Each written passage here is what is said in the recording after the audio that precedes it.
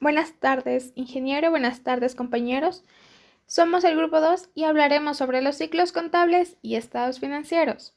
El ciclo contable de cada ejercicio se estructura en varias etapas en las que se realizan las acciones necesarias para garantizar el registro de operaciones que realiza la compañía y que permite preparar los estados financieros y conocer los resultados. Tenemos 3 pasos: apertura, movimiento y cierre. A continuación, hablaremos detalladamente de cada etapa. Estado de situación inicial. Es el informe o estado financiero que muestra la situación de una persona o empresa en cierto periodo determinado. También se lo conoce como el documento que detalla o reporta los activos, los pasivos y el patrimonio en una fecha específica. En su encabezado consta nombre de la empresa, nombre del informe, la fecha en la que se prepara el informe, la moneda a la que pertenece. En el siguiente ejemplo, primero tenemos el encabezado. En el lado izquierdo tenemos las cuentas pertenecientes al activo, que a su vez se dividen en activo corriente y no corriente, y la suma total de activos. Al lado derecho tenemos las cuentas del pasivo, divididas en pasivo corriente y no corriente, y la suma total de las mismas.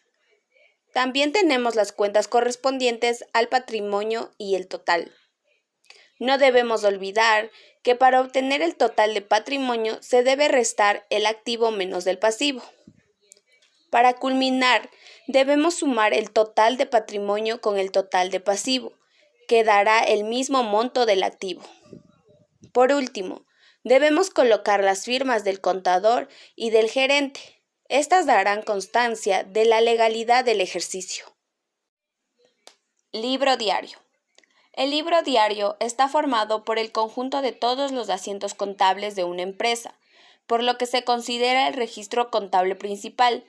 Esto se debe a que en él se recoge el primer registro de una transacción. Siguiendo con el ejemplo, el libro diario se compone de fecha, detalle, el debe y el haber.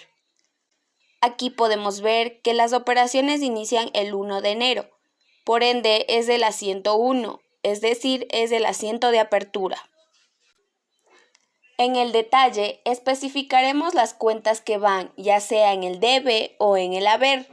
Estas cuentas pueden ser correspondientes al activo, pasivo, patrimonio, costos y gastos. Mientras que en el debe van las transacciones que ingresan, en el haber irán las transacciones que salen o entregan. En este punto es importante hacernos 2 preguntas: ¿qué entra y qué sale?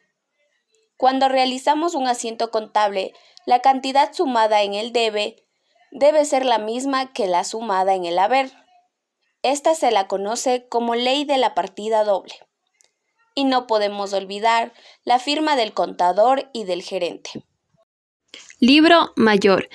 Es el registro o resumen de todas las transacciones que aparecen en el libro diario, con el propósito de conocer sus movimientos y saldo en forma particular.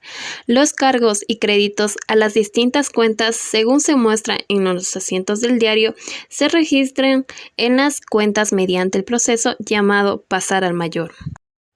¿Cómo hacer un libro mayor? Para hacer un libro mayor se emplea el sistema de partida doble. De esta forma, las cuentas se representan en forma de T. Su lado izquierdo refleja el debe y el derecho el haber.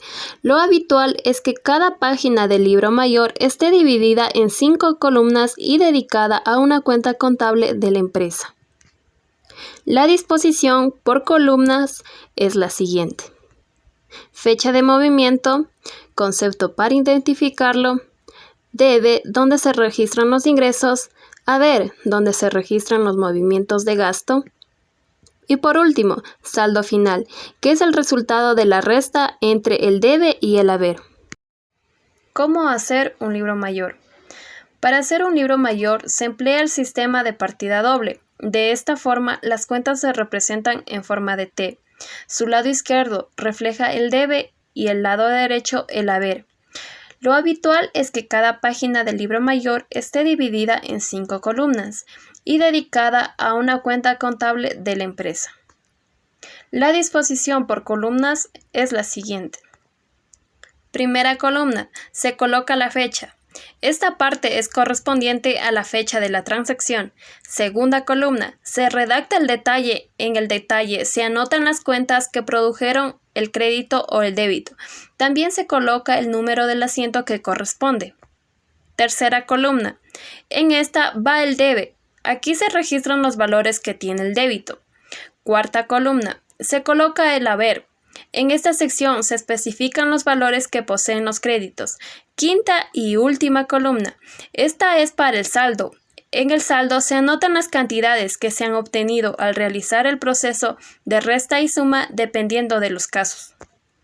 Como último, tendremos el resultado que coincida entre el debe y el haber, sin olvidar las firmas del gerente general y del contador. Seguidamente del libro mayor tenemos al balance de comprobación, el cual consiste en una verificación matemática de los registros que se han realizado en el periodo donde es lógico suponer de la suma de los saldos de las cuentas deudora es igual a la suma de la cuenta acreedora.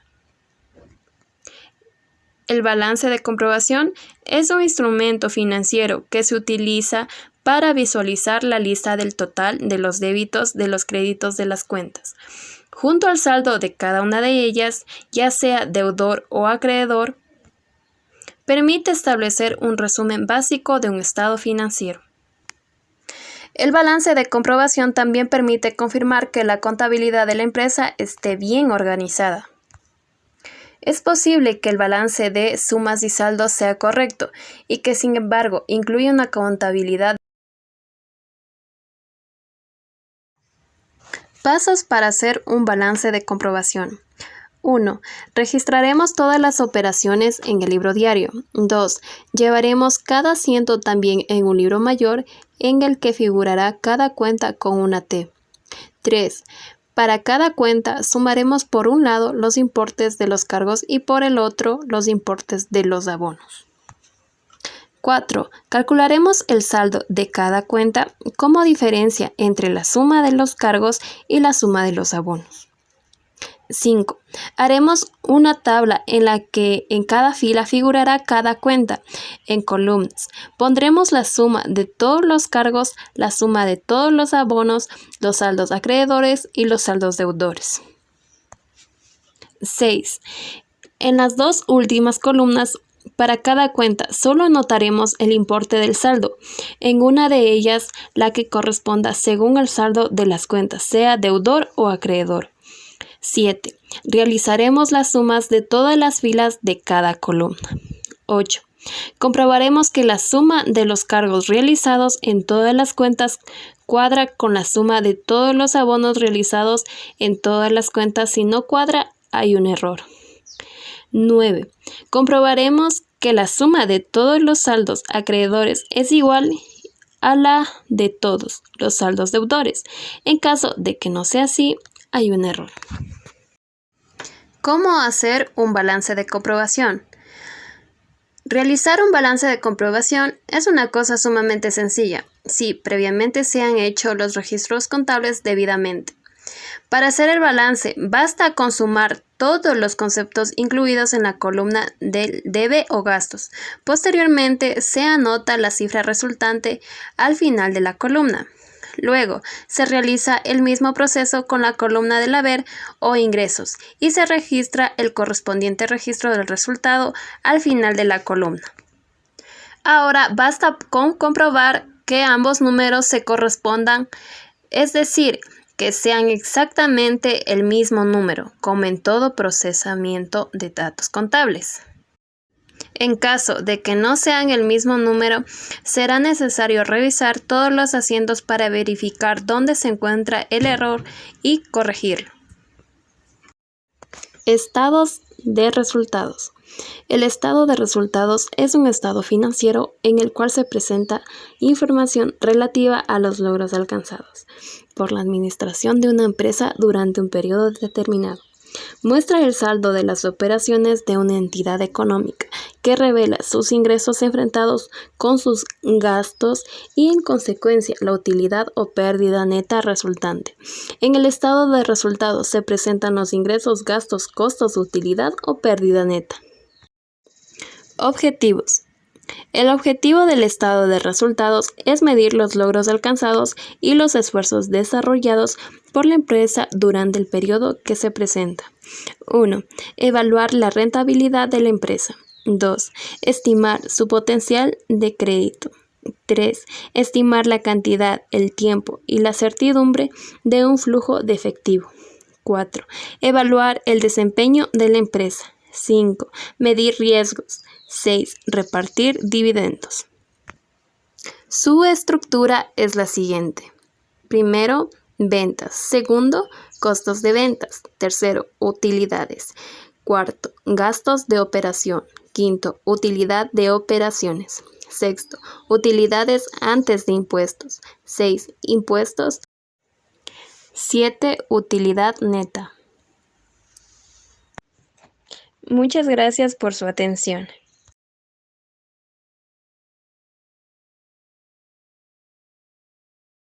¡Feliz jueves! Pero no se...